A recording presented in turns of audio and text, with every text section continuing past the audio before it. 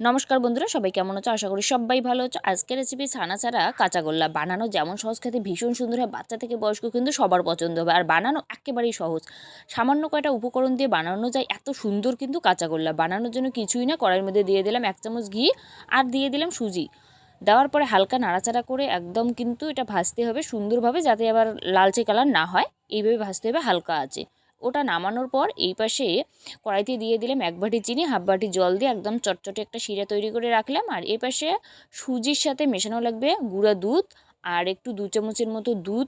সুন্দরভাবে মেশানোর পর এরপরে শিরে দিয়ে এটা কিন্তু একেবারে একটা নরম করে মাখতে হবে। মানে মাখার পর ঢাকনা দিয়ে রাখতে হবে 15 মিনিট। এরপর দেখবেন যে নরম করে মাখছেন এটা কিন্তু একেবারেই শুকনো শুকনো হয়ে গেছে। এরপর গোল্লা পাকিয়ে গুঁড়ো দুধের উপরে কোট করলেই কিন্তু একেবারেই রেডি। আমার কিন্তু বেশ ভালো লেগেছে, আমার সাথে সাথে পুরো পরিবারের আমার বেশ ভালো লেগেছে। আপনাদের কেমন লাগলো অবশ্যই জানিও। লাইক কমেন্ট শেয়ার করো। Love you guys.